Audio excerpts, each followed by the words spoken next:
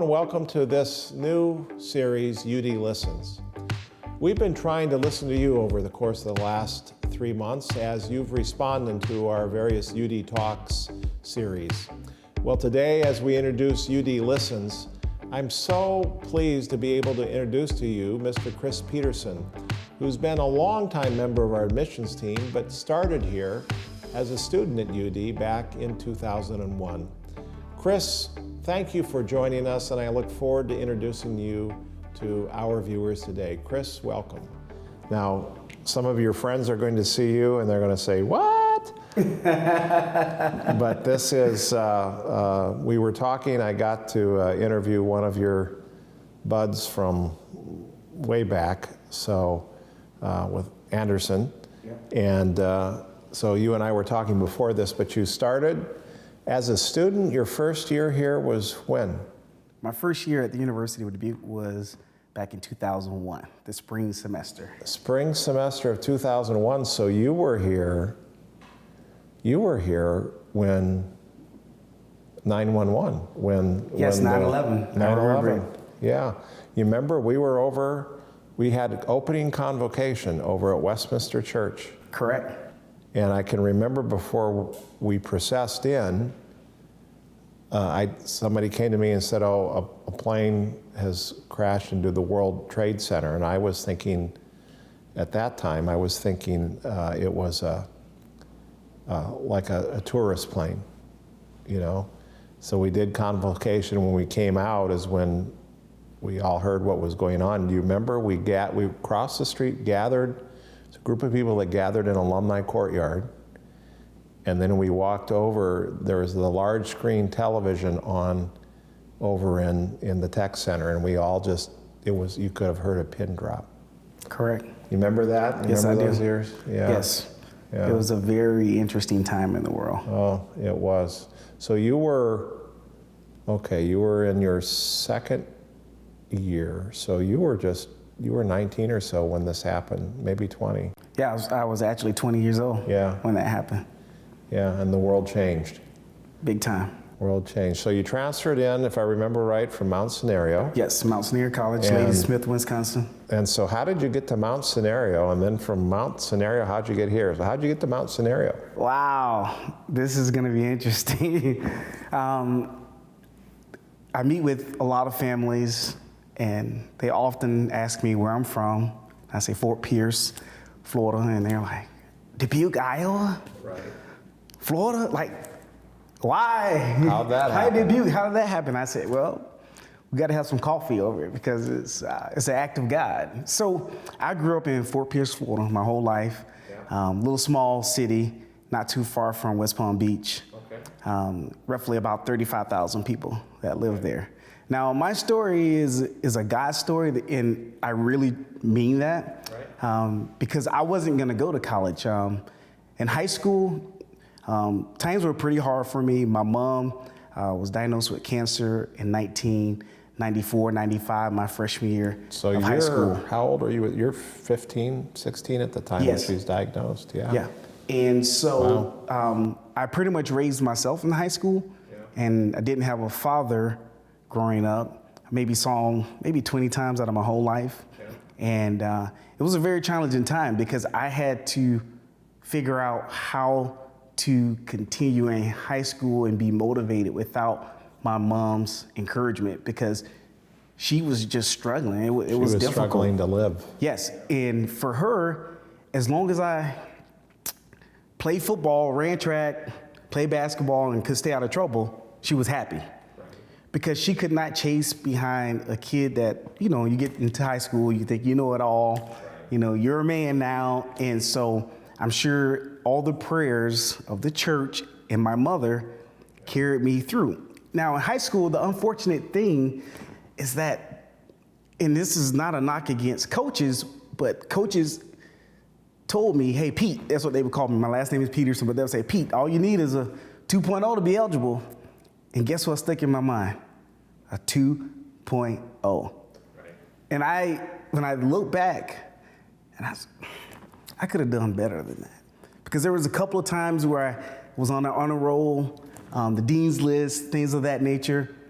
But I thought all I needed to do was to have a 2.0 so I can go play Division I football, and make something myself. And where I'm from, in order to make it, per se, out of my neighborhood, it was all about being Deion Sanders, Ronnie Lott, or Emmitt Smith, or Michael Jordan.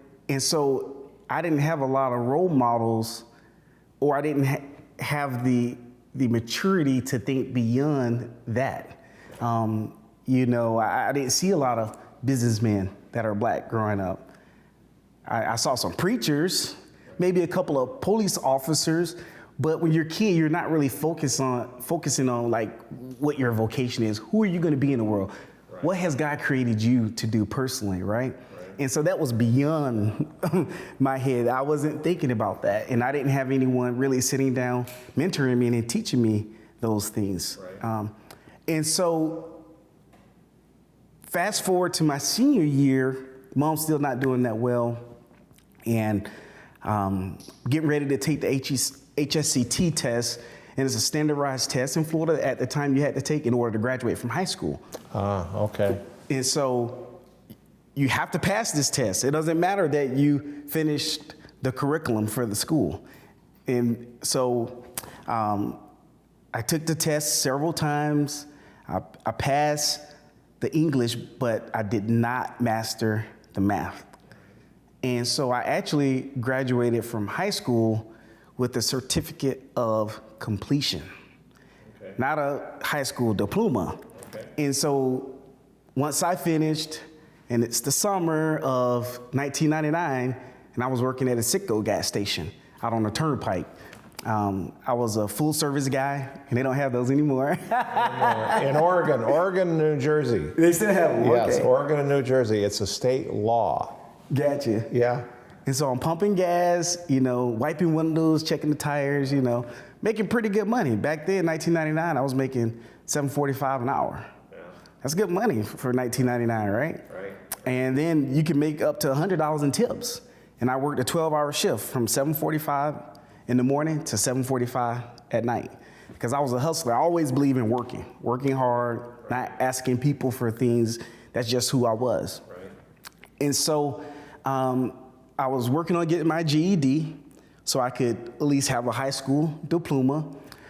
And one day I was over my friend's house, Clifton and Amos, Troublefield. And these guys were great guys. We always hung out together, played street football, street basketball, you name it, in Florida. And my sister had gave Coach Davis my phone number. You remember Coach Davis? I do. Coaches at Cornell. Yeah, Jay. Jay Davis. He called me up and said, "Hey, Chris, I hear that you're not looking to go to college." He was like, "We're interested in you playing football for us. We know things maybe haven't worked out," because I was looking to play at Syracuse University because they were recruiting me to play football. But little did I know that I didn't have the grades to get in. And so that 2.0 can't get you into Syracuse University. Right. And my ACT score was not stellar. Right. And so that really discouraged me. And I didn't want to go to a community college. I was like, JUCOs, community colleges, I'm not interested. That doesn't get you to the pros. Like I said before, that's always the big dream where I'm from. Right. So he said, "Hey, check this out. If you want to come to Mount Sinaiah College, we can make it possible for you." So I put down the phone and I asked my buddies, "Hey, what do you guys think? Should I go to college?" They're like, "Yeah, man, go do something. Leave here. You got to go make a name for yourself." And so I got back on the phone and I said, "Okay, Coach, when do I need to be there?" And this is August. He was like, "In 2 days." You have to report to camp in 2 days. And I was like, "Okay, I'll be there."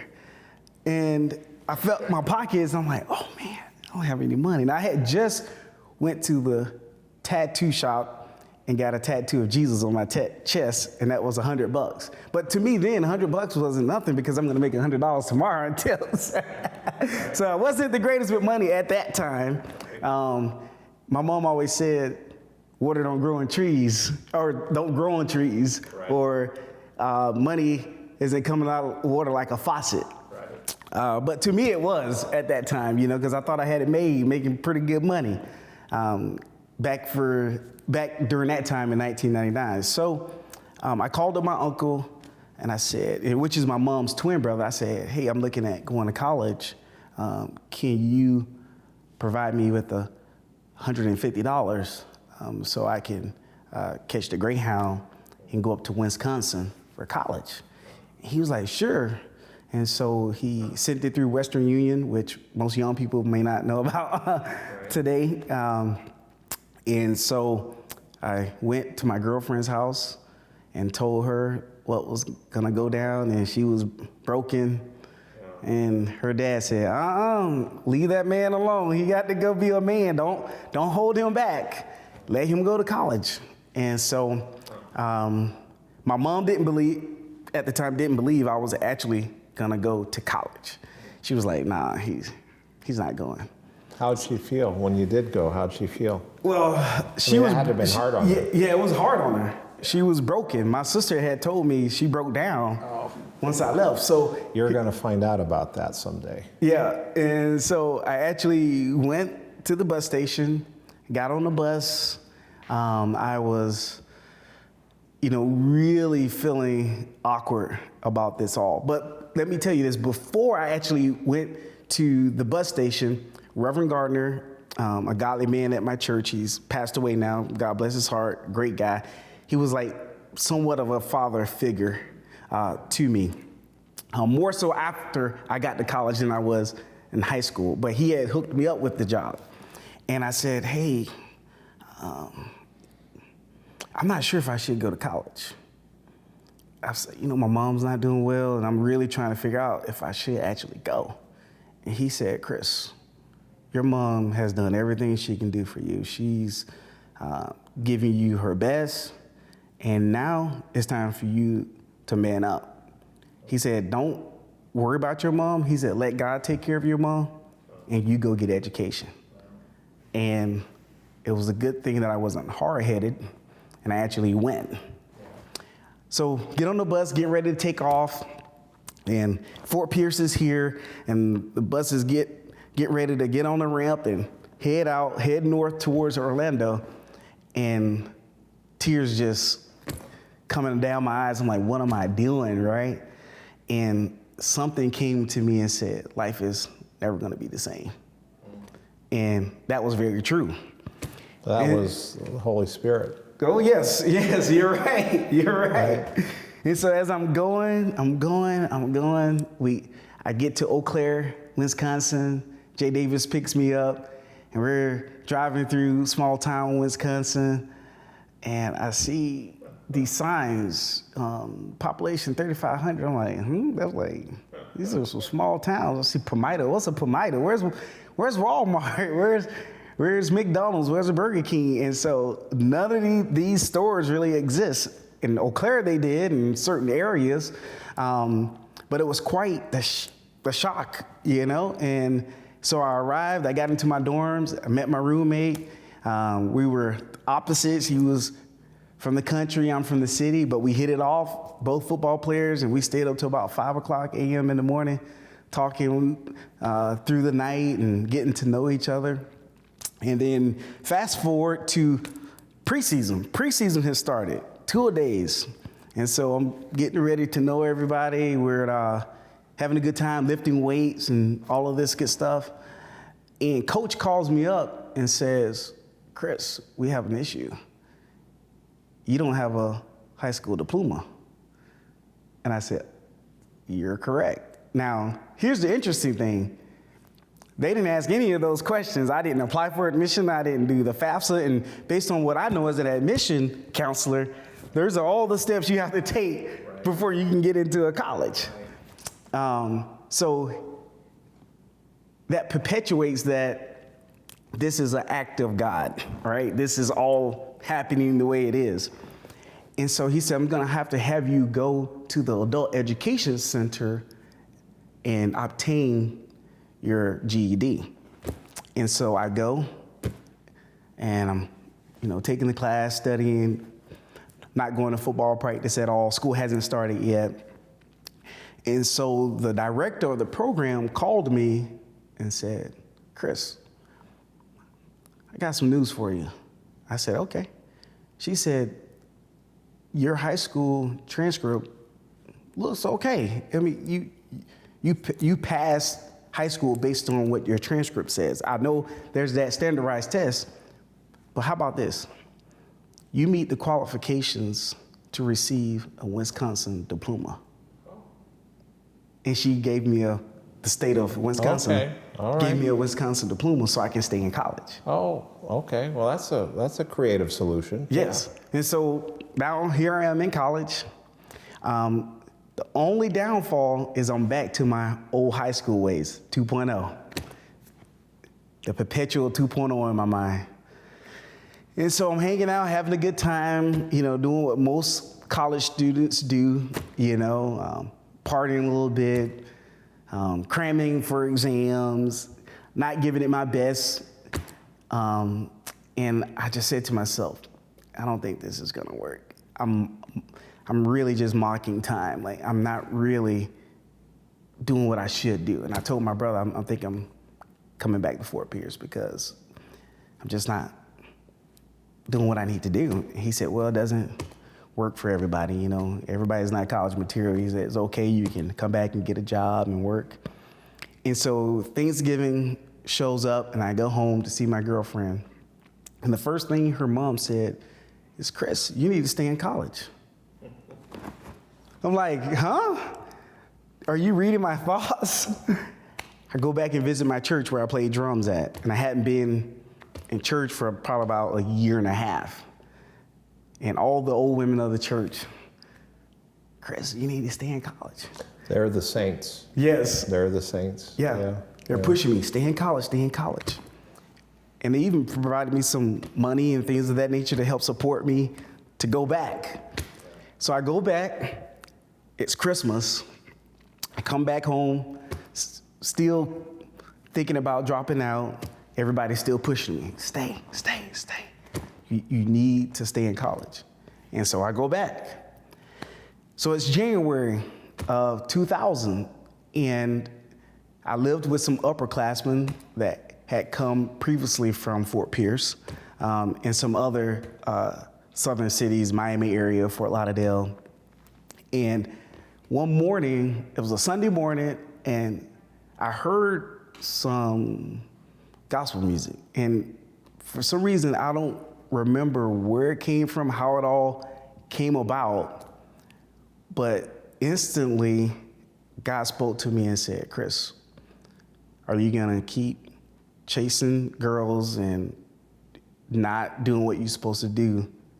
And excuse my French, bust hell wide open, or are you gonna serve me?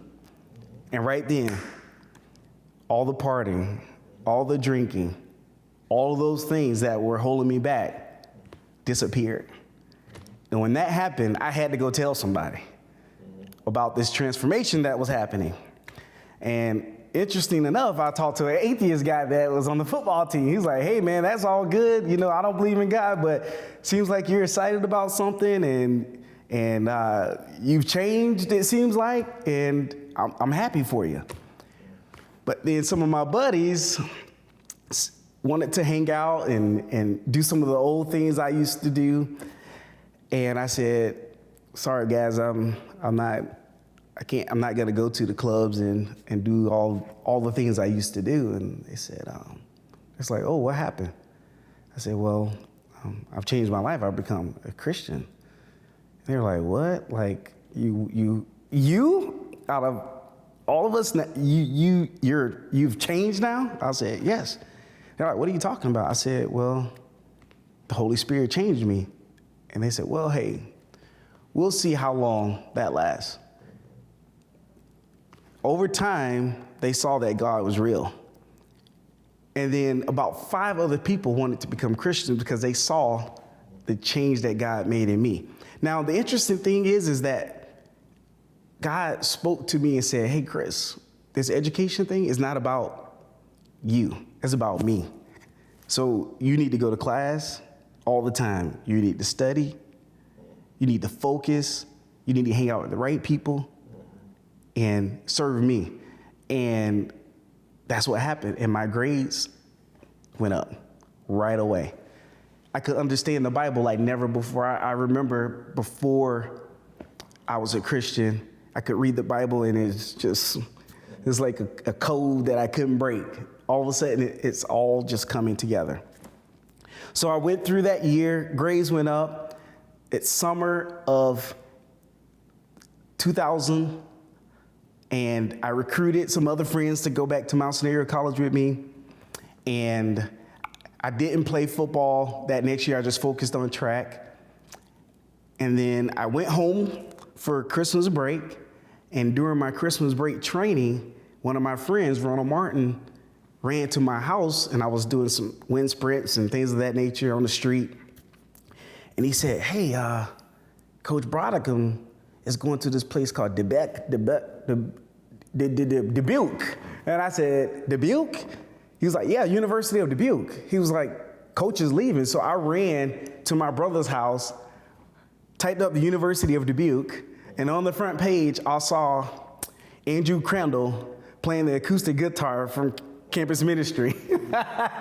He's in South Dakota now, I think. Still. Oh, yes, yeah. yes, yeah. he is. Yeah. Smart kid, smart guy. Oh, yeah. And I saw him playing guitar, and I said, you know what? I could go there and play drums and get involved with Campus Ministry. Lighthouse. Yes. That was the Lighthouse. Yeah. That was a rockin' place. You all used to just pack Peters Commons in those years. Every Thursday. Yeah. And so I decided that I was gonna transfer to UD. So I had to cut my Christmas vacation short, like by 2 weeks. Yeah. And so Chris Singletary called me up and said, hey, Chris, we're getting ready to roll. If you're gonna transfer to University of Dubuque as well, get your stuff ready.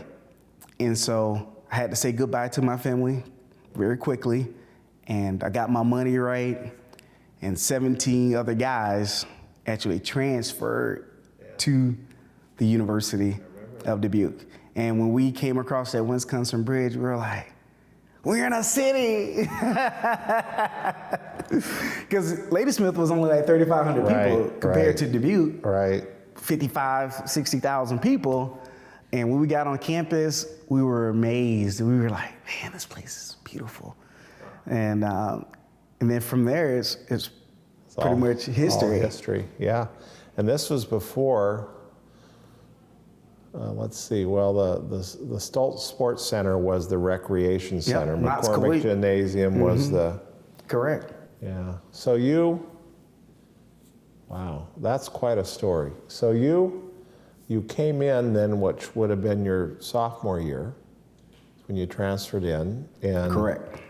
You came with it. So you had a group of kind of guys that you knew, that you were close with, so that transition was probably a little easier. I've forgotten what your major is. What Health, wellness, recreation. Okay, all right.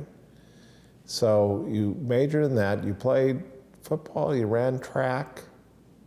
And I was involved with Fellowship of Christian Athletes, yes. FCA, and then Campus Ministry and Lighthouse. Yes, so you and young Reverend Dr. Crandall, Alan.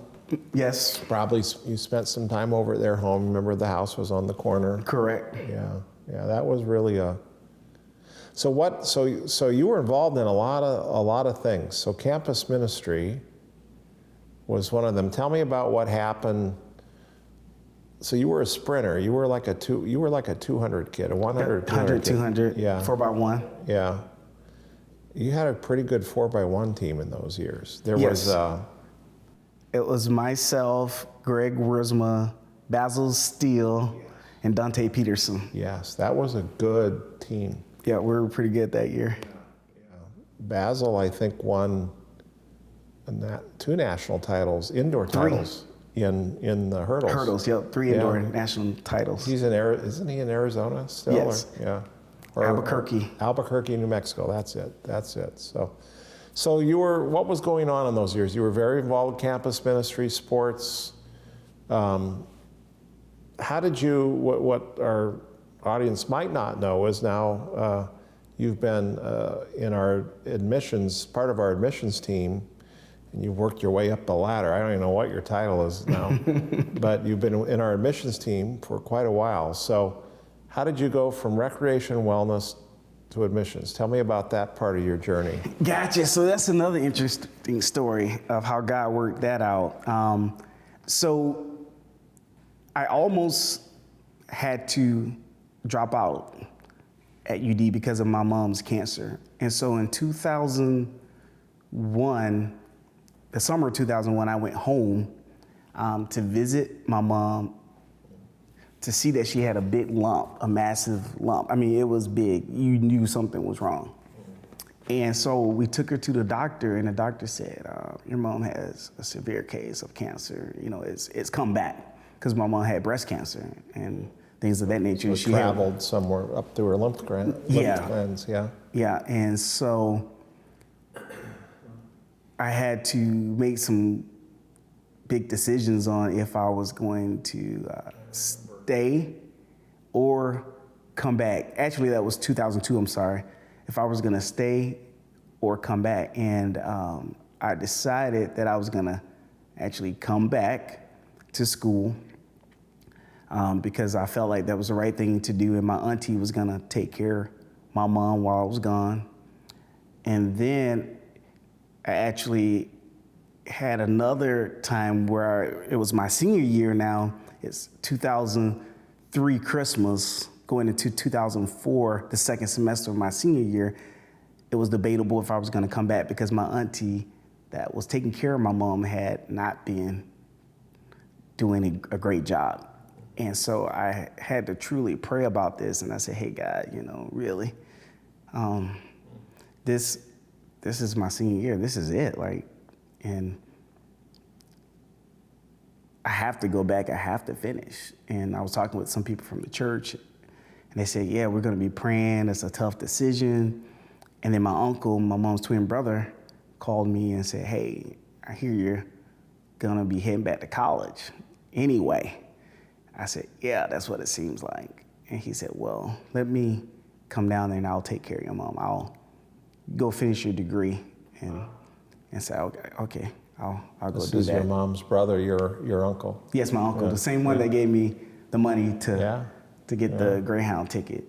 And so at that time, I had a couple things in the fire with a band that I was in called Ineloquent, and they wanted me to stick around in Dubuque and do an album and some things of that nature. And then I had a good church. I was going to Great Adventure Church. And so I felt some connection here already from the community. And one of my preachers, or pastors rather, back at home told me, hey, if God has something for you in Iowa State, don't feel like you need to come back to Fort Pierce right away. Just follow God. And so I remember cleaning my sister's room because she wasn't home at the time. My sister suffers from schizophrenia, and so she's in a group home even right now. And so I had to pray and say, okay, God, if you want me to stay in Dubuque, I need three things to happen. I need a car, I need a place to stay, and I need a job. And so as soon as I got back to Dubuque, Benji Leverance, who lives in South Carolina now, he said, hey man, God told me to give you this car. Now, I had no conversation with this guy about giving me a car, because I wouldn't ask anybody to give me a car. I mean, I think it's awkward to ask somebody or weird to ask somebody to give you a car, right? Unless it's your brother or sister or a family member that you're really, really close with, but he gave me a car. And I said, okay, that's 1 out of 3. And I was doing my internship with the wellness department here at UD. That's when Deb Clark was here as the director of career development. And she said, there's someone leaving admissions because their husband, Teresa Durrett's husband, was getting ready to go into the Army. And she said, we think you'll be perfect for the job. And I said, okay. And So they had me go see Jesse James. Now, I didn't know this was going to be an interview on the spot. And so I had my gym gear on, which is expected when you're doing health, wellness, recreation. And I had, back then, I don't know if you remember, but I had gold teeth. You had a little, there was I had a spade in the club. Yes, you did. Yes, you did. And then I had some on the bottom here, too. Okay. And I don't know what Jesse James was thinking, but he was probably like, okay, this is interesting. And my tattoos, my muscles, everything, you know, he was like, okay, this is interesting. And so to me, I didn't grasp that I was going to talk to the dean of admission. Like, it just wasn't registering. So I showed up raw as I was, and he said, tell me a little bit about yourself. And I told him about how I found Jesus. And a couple weeks later, I had the job. And that's when Susan was here. I had an interview with Susan and Peter. What was that like? I mean, this is Susan Smith, who's gone now, died 5 years ago, but I know she was an important part of your life. So tell me, I really miss Susan. So tell me about your experience with Susan. Well, Susan is one of those grandmotherly type women, like very thoughtful, right? Thinks everything through.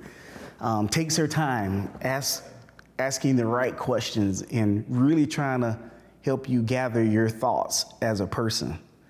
And so she was a very genuine person, very kind, easy to chat with, not in a rush. Yeah. She's present in the moment. And we had a deep conversation about my upbringing with my church and the key players in my life, all the mothers of the church. That's how, in black churches, that's what they call them, the mothers of the church. It's like, if I remember when I was a kid, I always used to try to run over to the drum set, and some of those old women would look at me, come here, you don't know it, get off that drum set, come and sit by me, you talking in church.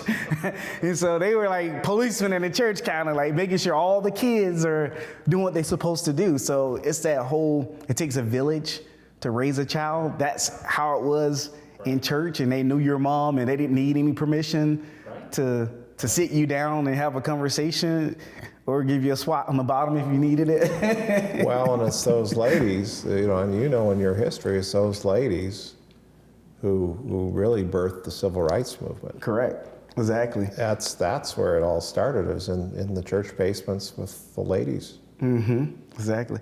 And so we had some passionate conversations about that. So she's very in the present, in the moment, a good person. Teacher. Yes. She's a good teacher, a good role model.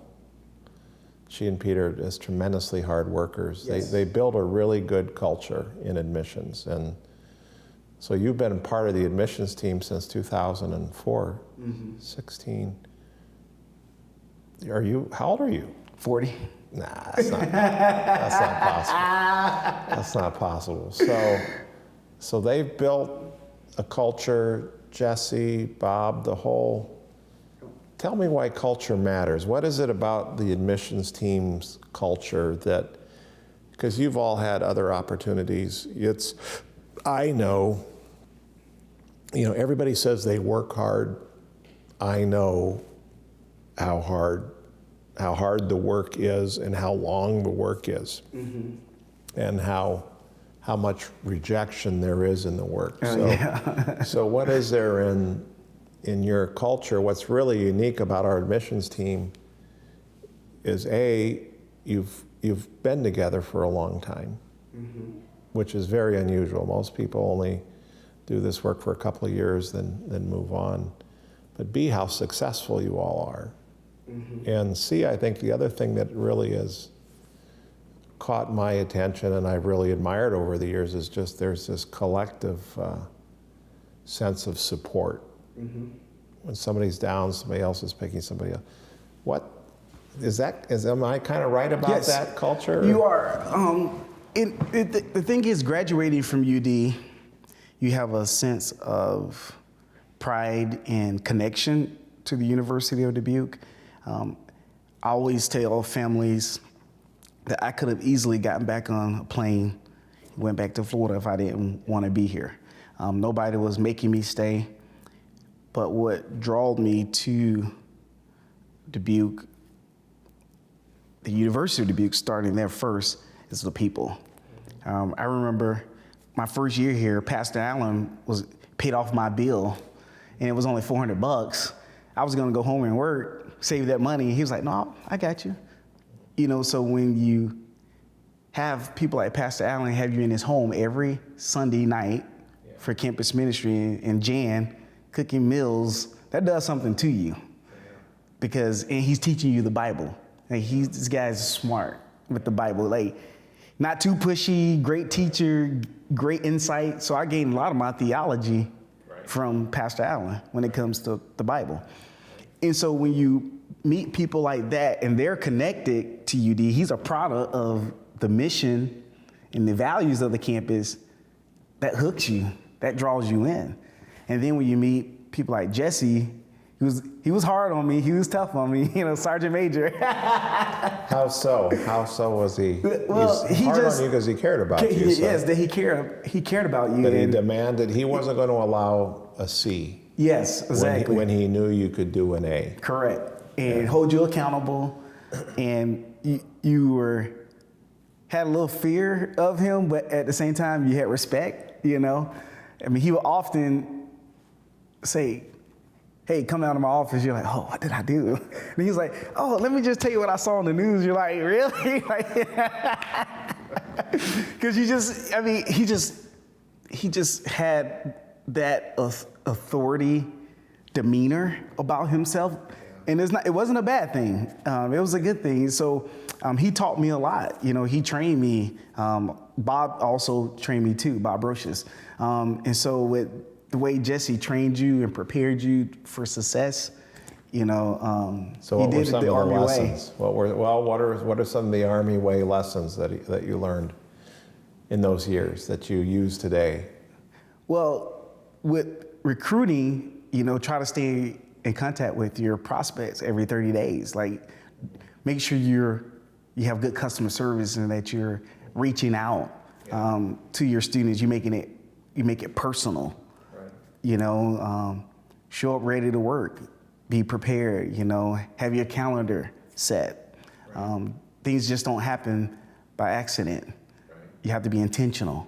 Those are some of the things that Jesse taught that stick with me today. And also balancing life. When you're at work, you do work. When you're at home, you're at home. When you are out having fun with your friends, you have fun with your friends, and so it's being able to enjoy each part of life at that moment. And those are some things he taught me when I had some stressful times at work. He would take me aside and teach me some of those things so I wouldn't be so stressed. Yeah, he is still a good leader. I'm surprised he's still retired. I didn't think he'd be able to. So during this time, though, so you're working at the university, Susan, Jesse, Bob, Peter, other influences.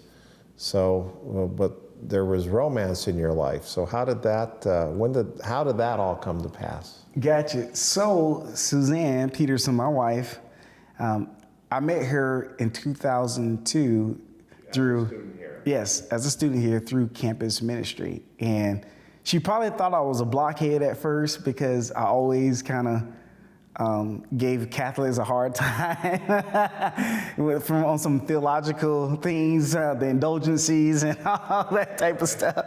And she probably was like, "What is this guy talking about?" So we never really were together at that point. It's not until after I graduated that some romance took off, and Carrie Comfort, who was a RD here back in the days. Yeah, that's a name from the past. Yeah. Yeah, she instigated our relationship, and so at first I was like, well, I'm not sure, I need to play the field a little more. I'm not sure on what I'm gonna do. And then we kind of hung out one time, and then I was like, well, I guess if this works, she'll call me or something like that, and so she actually had called me when I was on a recruiting trip here at UD.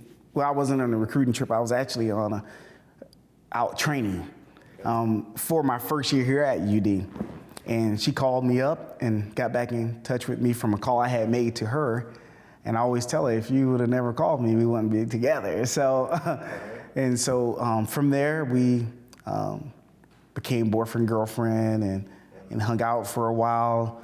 And then in 2005 is really when it took off. So grounded in a friendship. Grounded in friendship first. And faith. Yeah, and faith, yep. And that was important for me. Yeah. Because I didn't have a girlfriend while I was a student at UD at all during 2001 all the way until 2005. Because I was looking for a person of faith that if I'm not doing what I'm supposed to do, will my wife be able to still carry on, take my kids to church, teach them the Bible? So I had a different list at first, like, the looks, and she has to have all the same interests I have and things of that nature. But God really, he said, nah, this is what you need. And so I looked for a woman that would be faithful to her family. And that she is 100%. And we've been married now since 2007. Wow. So January will be, 14 years. 14 years, yep. So, and now 3 children. 3 kids. Ages 11, 10, and 20 months. So you're busy. Very busy. And you're getting ready for the teenage years. You're going to be busier. Yep, so I'll be calling you. You call me. You call me.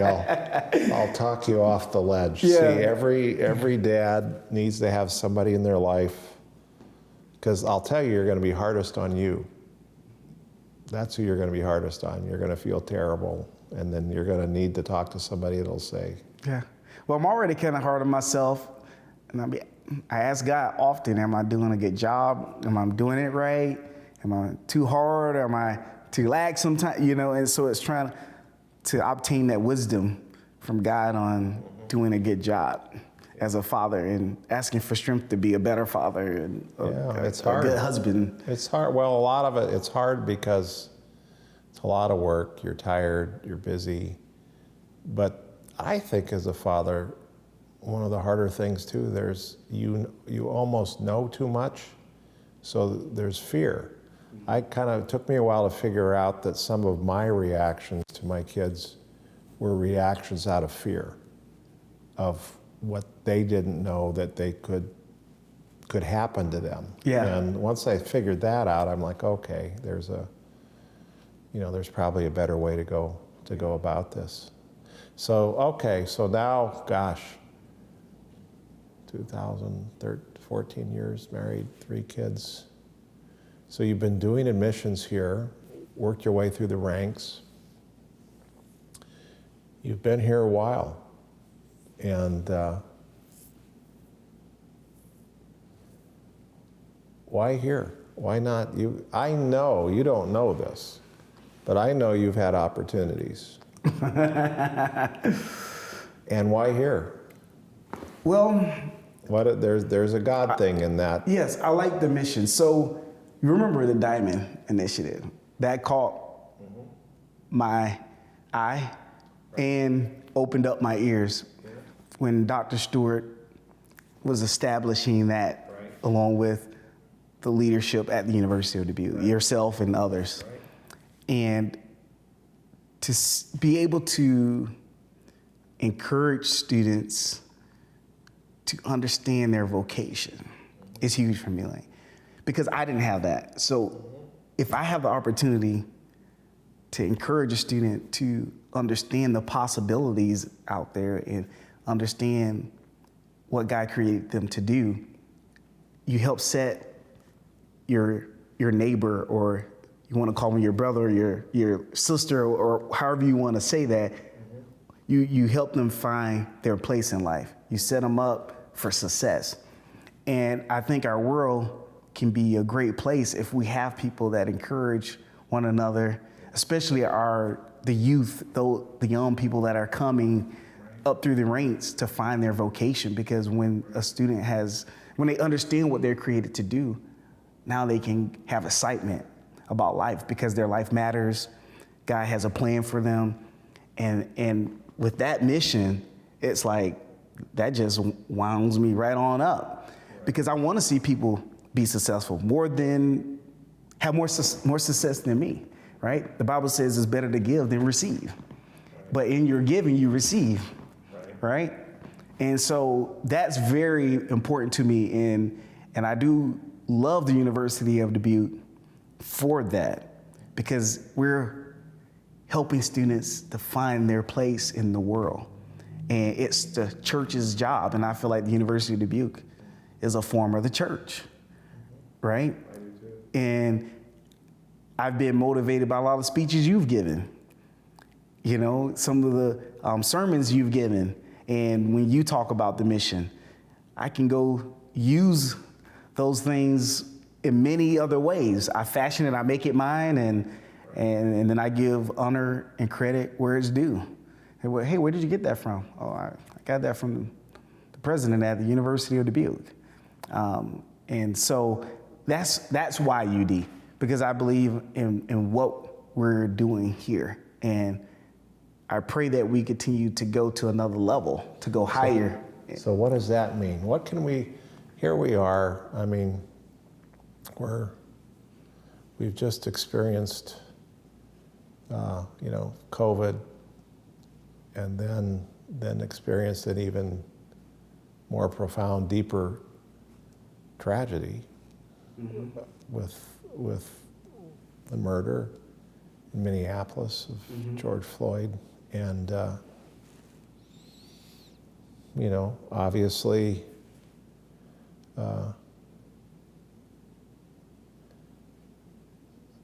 as a white male, I'm, of course, watching this. I just quit watching the news, honestly, and still have for quite some time, just because my brain was just so saturated with I'm like, I don't want to listen anymore to this. And so I was delayed in watching that video. When I first saw it, I, of course, was horrified. And horrified doesn't even, how do you describe it? There isn't. But I'm not an African American man. And so my guess is your experience of that video was based on your experience different than my experience. So you want to reflect on that? So my experience as a Black American hasn't been the same as a lot of Black Americans. We all have different experiences. Even as a white American, I hate that we even have to Me too. talk to each other in ways of white American, Black American. But that's the way the world is, and there's a lot of those things that we can't undo. Which is the nice thing about the faith, though. I mean, you and I share a faith commitment. That brings us together. Well, as brothers. There really is I share that commitment with a number of people on this faculty and staff, and it's a wonderful thing. But. Yeah, and so for me, when I look at what happened, we all know that it was wrong, it was not good. And for me, the focus needs to be on love. The Bible says, love your neighbor as you love yourself, right?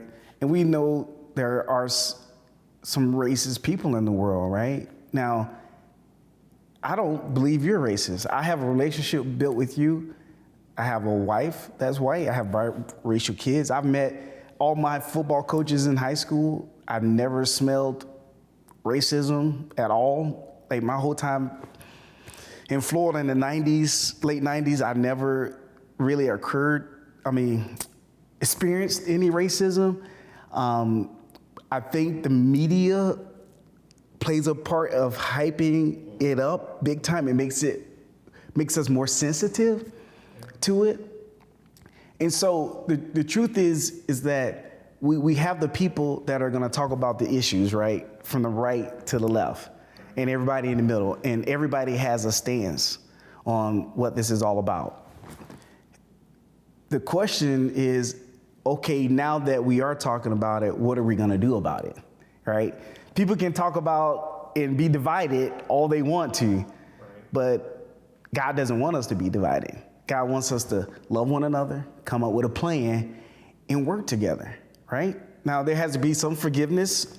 Some black people will have to forgive as people maybe ask for forgiveness, right? And some people may have to really look down on themselves and decide that for themselves, they're going to do the right thing, right? And so for me, I look at it through the lens of the Bible. I would be a horrible politician because people wouldn't want to side with me because I'm in the middle. I'm not going to be heavy to the right. I'm not going to be heavy to the left because it's all about love. Love your neighbor as you love yourself. And it's simple common sense. Let's do what's right. Like, what do the books say for policing? And they're going to investigate that and, okay, make a righteous judgment. They know what's right to do, right? It's just like I teach my kids. If you do good, good happens. If you do bad, bad happens. And so justice will be served if they follow what's right, right? And I think that if we can all do what's right, it's basic common sense, we'll be okay as a world, as brothers and sisters, right? We're going to be okay. I think that's part of when you go back to our mission. And that's one of the things I love about our mission here is I really think when people experience us, I mean, we're really a different place in that regard. This isn't, I did an interview, interviewed a person not long ago, and it was involved in higher education. They were talking about, just how part of their job was the schools with which they worked were people came from the same background, the same experiences, the same zip codes, the same high schools, and I'm like, that's not us. Yeah, exactly. And, with students from over 40 states and 20 plus different countries on 100 acres. Mm-hmm. And I think that can be really, even as you indicated, frightening, mm-hmm. because it's so different. Correct. But that's part of the beauty of the place. If you can be vulnerable, mm-hmm. you can experience a whole world in this little spot, and that prepares you for the larger world. And that's one of the things that I like to think about with our mission is we think it's important to learn in an environment we expect people to eventually lead in. Mm-hmm. And I think when we're firing on all cylinders, that's, forming people to serve. Correct. Is the serve and love. I mean, what's the greatest commandment? Love God and love your neighbor. Correct. Period. Yeah. You don't have to be a Christian to believe that. Nope. It's just, like you said, it's common sense and decency. I think we're going to have an interesting year, a challenging year, and one of the real challenges and opportunities in this work is people come to places like this to learn in the classroom, but I have learned over the years that often the greatest lessons are caught and not taught. Mm-hmm. And I think we're going to have our work cut out for us this year. I think there are opportunities for us that we don't even know that exist. Mm-hmm. And I think we have an opportunity to impact people in ways we can't yet imagine.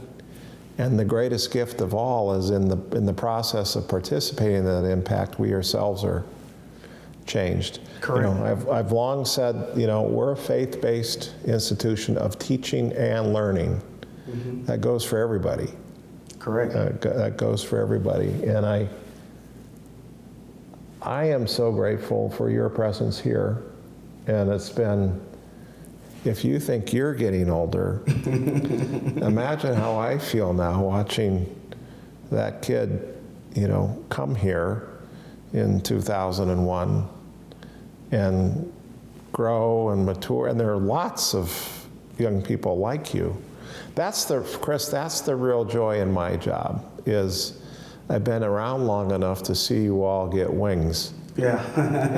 and I think Susan Smith would be very proud of you right now. I know she would. I know she was.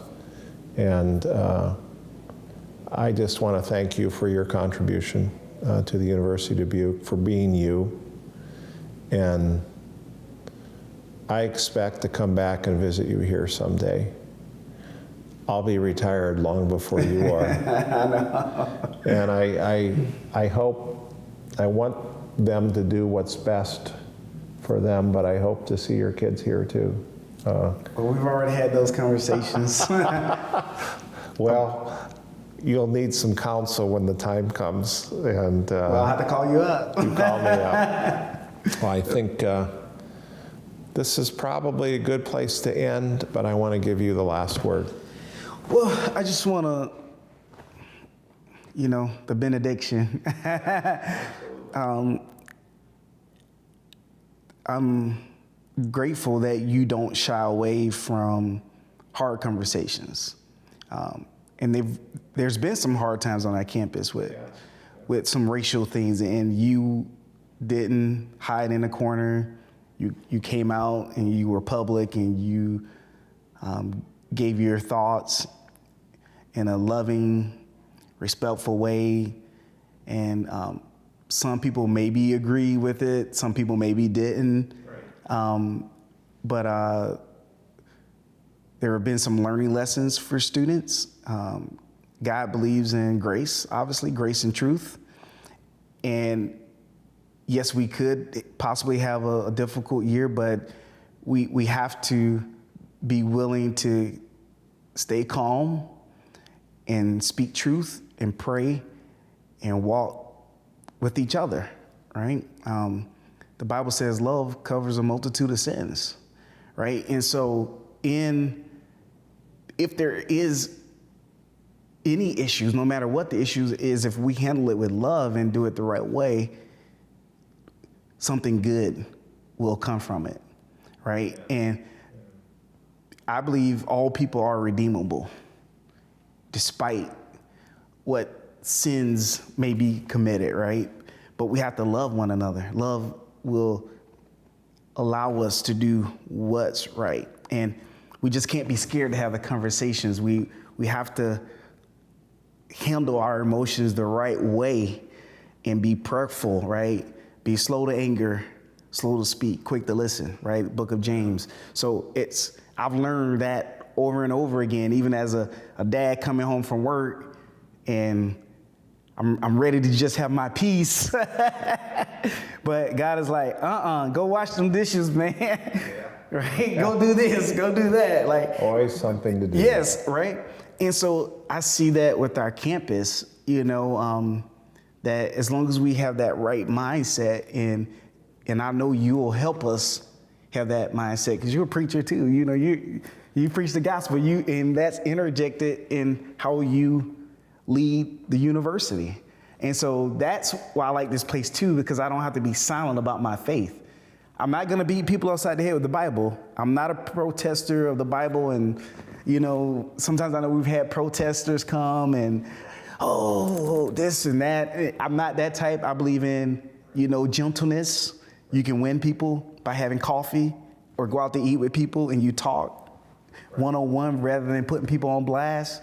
There's better ways to do things. And so I believe that's the type of campus we are. Are we perfect? No campus is going to be perfect. We live in an imperfect world. We're passing through here, heading to heaven if you know the Lord Jesus Christ. And that's what's on my heart. And that's kind of how I feel about our campus. And this campus has helped me become who I am today. So I am now determining that you don't get to retire until you're 70. So you get Oh, that's a long time. so we've got another 30 years here. 30 years. I'll be 91 if I'm still kicking. So I'll come back to your retirement party. Yeah, and by that time I'll probably be working,